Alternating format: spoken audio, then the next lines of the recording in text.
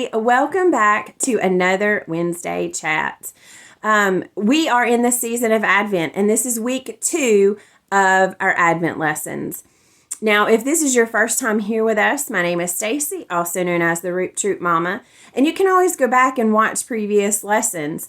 And last week, I just really enjoyed going on location and being able to look at the Advent candles and kind of focus on the tradition of where it came from, and then talk about how for week 1 being hope as our focus, how we could take that symbol of Advent and put it into action. How if we know someone who needs hope and they happen to be a young family, maybe connecting them with the bear closet there at Oak Forest would be an awesome way to offer them some hope, or supporting the bear closet by extending some hope by filling the needs there, whether it's diapers or wipes or blankets, whatever it may be that they have posted they need. Because yes, Advent is about taking the time for us to focus on the arrival of Jesus. But I think because we as Jesus followers, like we get it. We know who he is. We're not waiting on the Messiah necessarily in the same way that they were all those years ago when Jesus was actually born. So I thought it would be neat to put action into Advent rather than just thinking on these things that we talk about each week, such as hope, and this week we're going to talk about peace. But what action can we attach to those to make it even more meaningful?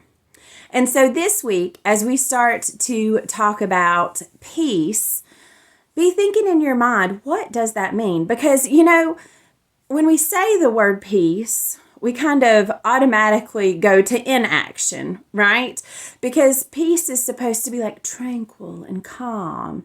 You hear like a bubbling stream in the background with some beautiful harp music playing. That's peaceful.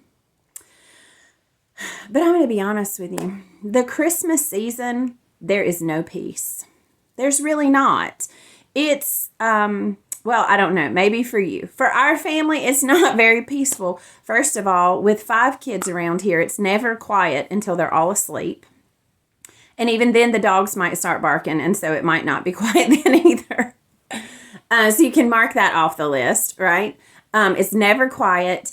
Right now, it seems like every day we have something on our calendar that we have to do, something that has to be attended to, either a Christmas function, a Christmas activity that we're trying to go to so we can make these important family memories, pictures that have to be done, tasks that have to be completed, people that we need to see. I mean, it's just a super busy time. And busyness feels like the opposite of peace.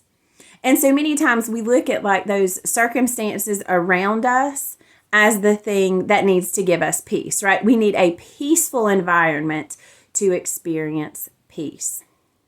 And so I got to thinking about this verse from Isaiah. And Isaiah is one of those prophets who tells us about the coming of Jesus. So let's read what Isaiah has to share with us about Jesus and his arrival.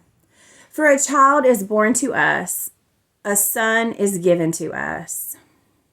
The government will rest on his shoulders, and he will be called Wonderful Counselor, Mighty God, Everlasting Father, Prince of Peace.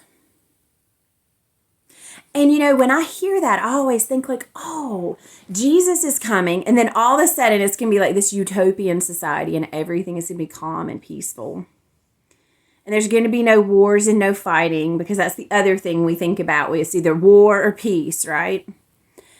And then as I'm thinking about this, like the Prince of Peace, like he's going to make everything around us be peaceful, we kind of miss the point, right?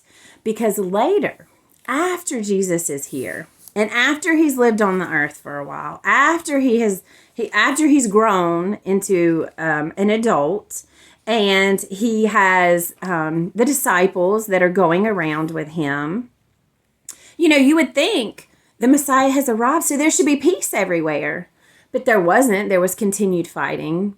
remember, we've talked about the other religious leaders and government officials and other Jews who don't like Jesus, don't care for the disciples, make their lives very difficult, are always trying to catch them.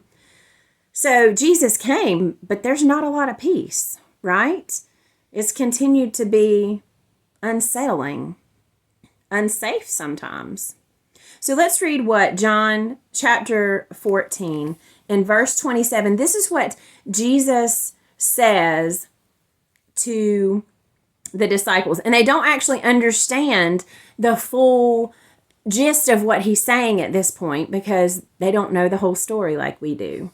But because we know the whole story, I think it gives greater meaning to us. So here's what it says. It says, I'm leaving with you a gift, peace of mind and heart. And the peace I give is a gift the world cannot give. So do not be troubled or afraid.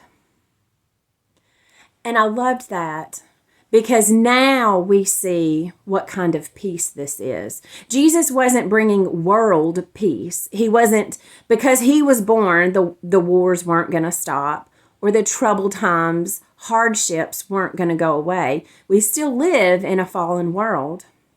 But he's going to give you peace of mind and peace of heart. And I thought about that. And I thought, okay, well, what actions do we take to get peace of mind and peace of heart? And I just began to think about the examples that we see in the Bible. You know, if we look at the Christmas story, after Mary knew that she was going to give birth, we even touched on it last week about how she had to get away. She had to leave because it was a little bit scandalous. She wasn't actually married yet. And she sought out someone like herself. She ended up with Elizabeth, who was also expecting a baby. And they shared with one another. They talked with one another. They cared for one another.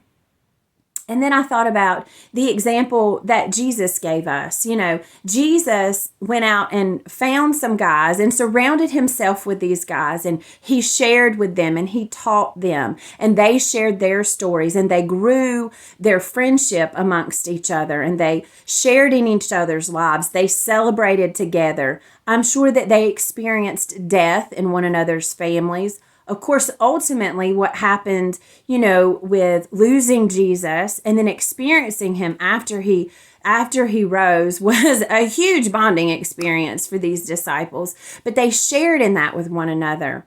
And I can't help but think one of the reasons that Jesus would show us the importance of that community and those relationships is because we need it, not because he needed it. See, Jesus could have showed up and he could have done the one-man show, right? He could have been everything to everybody. He could have just come in and prepared the way and did it all on his own. But the whole point of Jesus is to be an example for us to be able to follow, right? So if Jesus found people that he shared common things with and that he shared life with, is because we are supposed to do that too. And as I thought about people who might really need peace during this time, during this holiday season, maybe somebody who's suffered hardship, I wanted to take a few minutes to spotlight something that Oak Forest is offering, that's something Oak Forest is doing. They are having a study, it's like a Bible study, and it's called Grief Share. And in just a minute, Steve Joyce is going to share with us about what that looks like. Because I know it's hard to have peace if your mind and your heart are troubled. That's why Jesus spoke those words, right? And how else can we achieve that on earth? Well, yes, we can certainly read God's word that he has given us through the Bible, and it can comfort us. But I think it's even more important to take a step out there, just like Jesus, and find people that you connect with. Find a place to share along with somebody else, and that will help your heart and your mind find peace also. So he's going to share with us about what Grief Share looks like, and we'll be sure to have all of the telephone numbers for the church office and what contact information for you to be able to sign up. We have everything secured that you need as far as materials And we'll post the date and the time also for you to be able to participate. And maybe Grief Share is not for you. But I encourage you, if you're watching this, to find a group that helps you get peace. I know we still have a Sunday school at Oak Forest that operates. They're called the Builders Sunday School class. And that's exactly what they are. They're Sunday school, but they're a group of people that share in each other's lives. They celebrate things together. They mourn things together. They help one another grow. And they learn through each other's lives. So if you're not part of a group like that, I encourage you during this Advent season to take some action and find a group where you share and you give to them and they give to you. And I pray that that creates peace in your heart. Take a listen.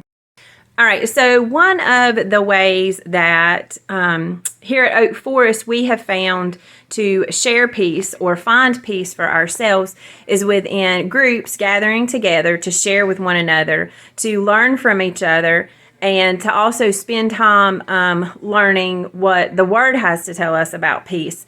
Tell us about how your grief Bible study may help someone who's looking to find peace this season in their life. Well, in Grief Share, as we all know throughout our life journey, we all at some point in life will have a situation that causes grief in our life.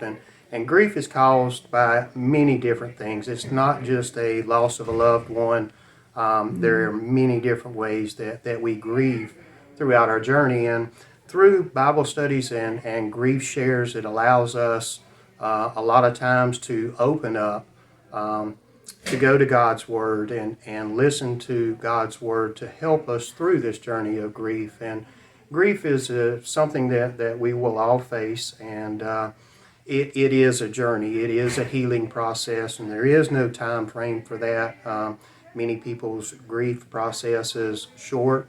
Many people's grief process is a lot longer. But in the Bible studies and grief shares, it gives us an opportunity to understand that we are not the only ones that grieve throughout this journey, that others are grieving. And sometimes hearing others' situations makes our situation seem so much smaller, which helps us grow and helps us through our journey with grief. Now, obviously, as you are doing your weekly study together in a Grief Share Bible study type situation, you're going to discuss that topic quite a lot and may find peace as you're working through some of those feelings. Do you also find that being part of a group like that, building relationships with each other, is more beneficial than, say, just reading a book about grief? It is. It truly is. Just the bonding aspect of the people who attend the Grief Share, a lot of times you may not know very well. And there is a bonding aspect throughout not only the Grief Shares, but usually each Bible study. You get to grow and learn other people within your church congregation or community. Our studies are open to the community as well.